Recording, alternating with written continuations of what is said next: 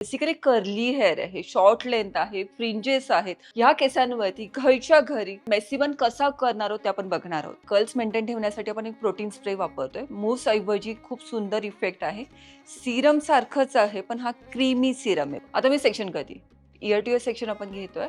Mid back profile आपण घेतोय. आता आपण हा पोनी बांधतोय. ओके, जर तुम्हाला हाय पोनी हवा तर तुम्ही पोनीची प्लेसमेंट वरती असणार आहे. आता आपण थोडा लो घेतोय त्यामुळे मी पोनी इथे बांधतीये. इथे मी फ्रंट सेक्शन सोडलेलं आहे. जसे तिचे नॅचरल वेव्ज आहेत तसेच मेंटेन ठेवले. बेसिकली डोनेट सगळ्यांकडे असतो किंवा असे आर्टिफिशियल स्टफ मार्केटमध्ये मिळतात. तर हा डोनेट मी कट करून घेतलाय.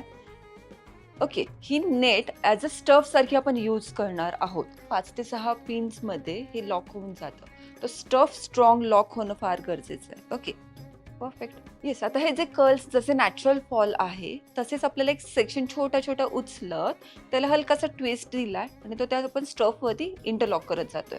जसे जसे आपण वरती घेतोय सगळ्यात महत्वाचं आपण त्या स्टफ वर ओव्हरलॉक करणार आहोत आणि त्याला सॉफ्टली ओपन करायचंय. म्हणजे तो मेसी बनचा इफेक्ट येत जाणार आहे. ते आपल्याला बॉब पिनच वापरायची, म्हणजे हेअर पिन. तिथे यू पिननी हेअर लॉक होत नाही आणि ही फिक्स होऊन जाते. म्हणजे कमी कमी पिनांमध्ये आपले हेअरस्टाईल खूप चांगल्या पद्धतीने पॅक होऊन जाते. येस, आता आपला हा मागचा बेस तयार झालेला आहे.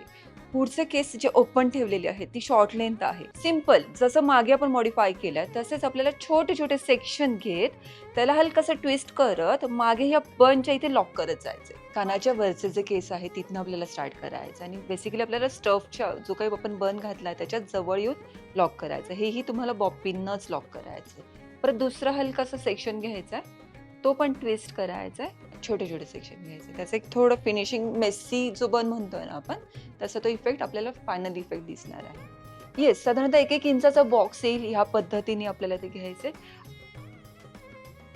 हे मागे उरलेले केस आपल्याला परत हलकेसे ट्विस्ट करायचे आणि ते लॉक करून टाकायचे. सगळ्यात बेसिकली प्रॉब्लेम येतो या फ्रिंजेसचा की हे शॉर्ट हेअरचे थोड्या वेळाने ना ते केस असे बाउन्स उभे राहतात. जर तुम्हाला कर्ल सोडायचं ते आधीच सोडून घ्या. हे केसांना आपण जसं मॉडिफाय केलं हलकसं ट्विस्ट दिलं, जिथपर्यंत येत आहेत तिथपर्यंत ते नेले आणि आता इथे इनविजिबल लावायची. इनविजिबल म्हणजे छोटीशी पिन.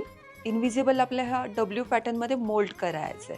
आता हाच डब्ल्यू आपण ह्या केसांना उचलला. सेम हेअरस्टाईल किंवा सेम पॅटर्न आपण दुसऱ्या बाजूला पण करतोय.